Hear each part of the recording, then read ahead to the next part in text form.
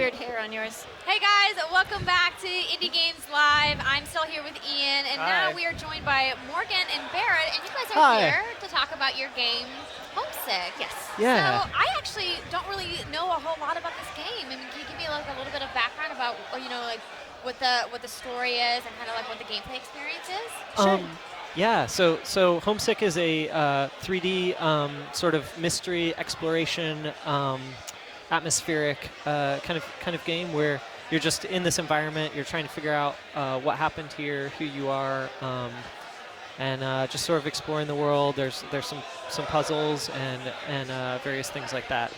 I think this controller is not working actually though. Oh. Maybe get a different one.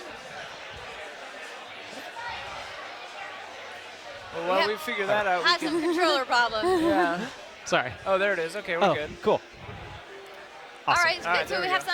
some gameplay coming up on screen for you guys, which you can see here. So we're obviously in first-person perspective. Yeah. That was a deliberate choice that you guys made. Why did you choose to go with first-person versus like maybe like a third-person perspective? Yeah. Well, we wanted something like really immersive that would like take all of your senses in and just like a really nice atmosphere to be in, but something a little bit off that sort of begged exploration and figuring out like what happened here. So one of the first things you see when you start the game is this piece of paper floats in, and you can pick this up, and this becomes like a clue for the whole story that we end up telling. Our game is like it's sort of about the little things like wandering around and even just the door, like you have to unlock it first, just to help the player start to think about like the little details in the environment. One thing you'll notice is that the text in our game, and we have some books as well. It's quite hard to read. Yes, it certainly looks foreign. Yeah, so through the course of playing the game, you'll come across some like sort of ABC cubes that are in this foreign language, and using them you'll be able to decipher the language that is in the game. And then when you go back to these books and you look at them, they'll be sort of unscrambled for you, so that you can. So you don't have to take notes. No, yeah. So I was going to say it's a lot like Myst with like the Dani language. Yeah. You have to like write it down and like. Yeah. We've had one really awesome fan that already tried to decipher. Oh really? And we were like, cool, don't do the it game yet. will do it. Don't do it yet. Awesome though, but the game. I mean, the graphics are beautiful. Yeah, it looks amazing. Thank How you. big is your team? How many people do you have working? It's just us. You're like, yeah. Get right out of We're in, town. guys. Yeah. Yeah. Wow. And really, it's just him. Actually, he does all the development. I just help with communications and press and stuff. So it's really just him. That's super important as well. What did you guys build this in? This is Unreal 3. Okay. Yeah, and we do have a composer doing the music for us. We have an original score that'll be about an hour, and it's piano and violin and cello, sort of classical score. Who's that? That's Heather Schmidt. Okay. It's cool. really awesome. She's Yeah. actually like a concert pianist, like a classical, Yeah. and this is her first game, and so it's been so cool to work cool. with her on that. Yeah. That's really cool. I It's mean, been yeah, fantastic. the score is in a game like this too. Like I remember the score from Dear Esther, which I think was Jessica Curry. I don't know, it just really makes the game. So I don't know. Piano, cello, and violin sounds perfect for this. Yeah. I think it really like brings the mood alive. Yeah. How would you describe the tone of this game? I mean, because the word homesick, kind of evokes emotion in everyone a little bit differently, because we all feel that differently. Like, how would you describe it from your perspective? We were going for like a game that felt like I really wanted a game that felt pleasant to play, that wasn't too scary or horrifying or like I wanted something that sort of made you comfortable, but not too comfortable that it was boring. So that's kind of the atmosphere that we went after. Actually, I need to do something else first, but like one sort of aspect of it is there's this sort of daytime, like pretty serene, rundown building feel. But then there's also you can also fall asleep, and then you have these nightmares, and the whole look of the world like changes, and what you can do in the world changes some, and it kind of contrasts with the serene world. You'll see here in a little bit. And Homesick, the title of Homesick really plays into, like you said, it means something different to everybody, and I think the game. Definitely will have a very strong narrative. There's a lot to be up for interpretation and the sort of abstract nature of it. Yeah. And I think by the end of the game, people will feel like they understand why it was called Homesick. You won't be left wondering. You'll know by the end. Yeah. And like one thing that we do is during the daytime here, if you try and go outside, you can't. It's too blinding. But if you see when I go to bed. So you can go to sleep kind of at will. Yeah. It's not like triggered by anything or. Yeah. Well, you had to. If you saw there, I watered the flowers, Right. and that was something that your character won't fall asleep without that. Okay. Which is why it sort of has that like Wow, now almost you like a have an axe. safety I mean, blanket. Yeah, the tone dramatically shifted here. Yeah. You said you wanted this to not be scary? Well, not too too scary. Not the Right, majority right. of it. And then one aspect is during the nighttime you can read. Oh. So and if you stop moving for too long, the darkness will get you here. Okay. And you'll wake back up. And then you can interact with the world like in one way during the day, and then another way at night. So So at I'll night just you turn that couldn't- on. You couldn't turn that switch Yeah, on because you've got yeah. the axe. Okay.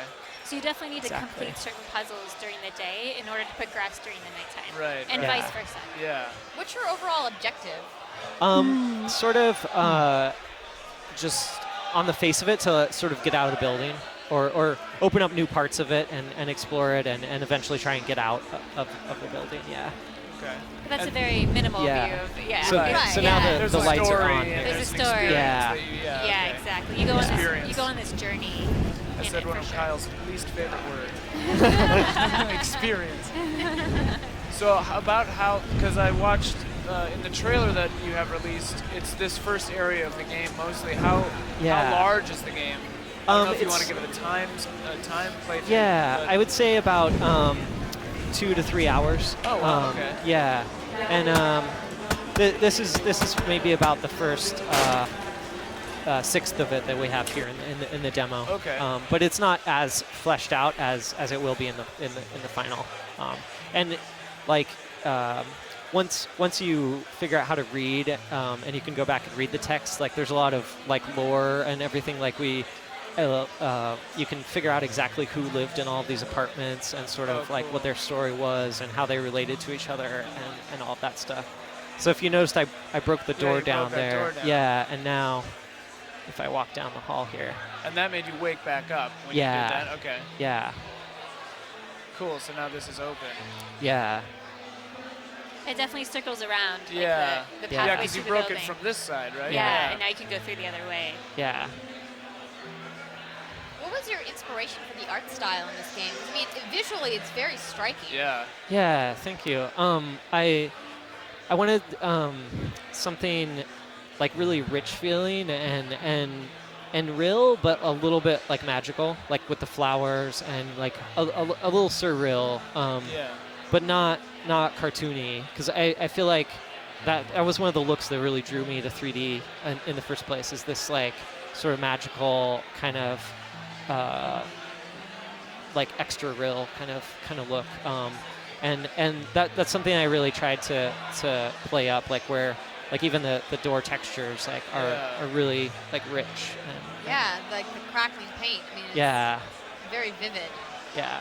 I really like that kind of, I don't know, the theory behind what you just said. Because I feel like we're entering into sort of a renaissance in that sort of thinking in games. Where like I've been playing Evil Within, and like you can do things in games now really effectively. Things like that where you take something that looks real and then you just skew it just enough so that it's magical and interesting.